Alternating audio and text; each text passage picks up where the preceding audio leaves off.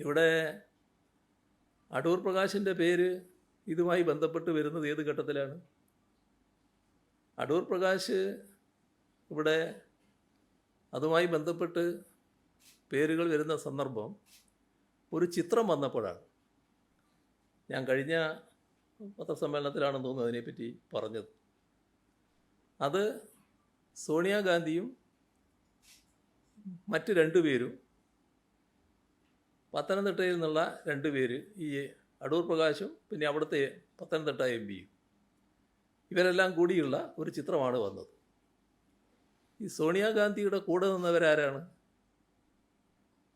സോണിയാഗാന്ധിയുടെ കൂടെ നിന്നത് ഒന്ന്, ഇപ്പോൾ ഈ കേസിൽ ഏറ്റവും പ്രധാനപ്പെട്ട പ്രതിയായി വന്നിട്ടുള്ള പോറ്റിയെ കയറ്റിയെന്ന് പറഞ്ഞില്ലേ, ആ പോറ്റി ആദ്യം കയറിയത് അവിടെയാണ്, കേട്ടില്ലേ? അപ്പോൾ പോറ്റി ഒറ്റക്ക് അവിടെ ചെല്ലുകയല്ല, പോറ്റി ഒരു ഭാഗത്ത്, പിന്നെ മറ്റൊരു ഭാഗത്ത് ഈ ഇപ്പോൾ അന്വേഷക സംഘം കണ്ടെത്തിയിട്ടുള്ള ഈ സ്വർണം വാങ്ങി എന്ന് പറയുന്ന വ്യാപാരി മറ്റൊരാൾ. ഇതെങ്ങനെയാണ് ഈ രണ്ടുപേരും കൂടി ഒന്നിച്ച് ഒരേ സമയം സോണിയാഗാന്ധിയെ പോലുള്ള മറ്റു കാര്യങ്ങളൊക്കെ ഞാൻ നേരത്തെ പറഞ്ഞാണല്ലോ, അത്ര മാത്രം സുരക്ഷിതത്വമുള്ള ഒരു നേതാവിൻ്റെ അടുത്തെത്തുന്നത്? അതിലെനിക്ക് പങ്കില്ല എന്ന് ഇദ്ദേഹം പറഞ്ഞു എന്ന് തോന്നുന്നുണ്ട് നേരത്തെ.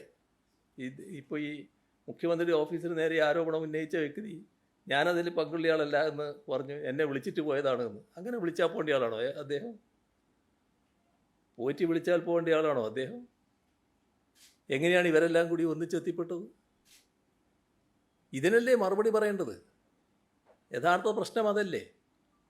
എങ്ങനെയാണ് ഈ മഹാ തട്ടിപ്പുകാർക്ക് സോണിയാഗാന്ധിയെ പോലുള്ള അതിപ്രാധാന്യമുള്ള സുരക്ഷിതത്വം ഇന്ന് ഇന്ത്യയിൽ ലഭ്യമാകുന്ന ഒരു രാഷ്ട്രീയ നേതാവിൻ്റെ അടുത്തേക്ക് എത്തിപ്പെടാൻ കഴിഞ്ഞത്? അതിൽ ഇവരുടെ പങ്കെന്താണ്? അല്ലെങ്കിൽ ആരാണ് പങ്കുവഹിച്ചിട്ടുള്ളത്? അതിന് ഉത്തരവാദി? അതല്ലേ ആദ്യം വ്യക്തമാക്കേണ്ടത്. അതിന് മറുപടി പറയാൻ കഴിയാത്തപ്പോൾ പണ്ട് കുട്ടികൾ പറയാറില്ലേ, ഈ ഒന്നും പറയാനില്ല കൊഞ്ഞനം കുത്തുക, ആ ഒരു പരിപാടി സ്വീകരിക്കലാണോ വേണ്ടത്? എന്നാൽ പിന്നെ ഇരിക്കട്ടെ, മുഖ്യമന്ത്രിയുടെ ഓഫീസിന് നേരെ ഇരിക്കട്ടെ എന്ന് പറഞ്ഞ് അങ്ങനെ ചാർത്തി തന്നതുകൊണ്ട് ഞങ്ങൾക്കതിൻ്റെ ഉത്തരവാദിത്വം വരുമോ? അപ്പോൾ ഞങ്ങൾക്കൊന്നേ പറയാനുള്ളൂ, ഞങ്ങൾക്കതിൽ ഈ അന്വേഷണം കൃത്യമായി നടക്കട്ടെ എന്ന നിലപാടേ ഉള്ളൂ. ഒരു ഘട്ടത്തിലും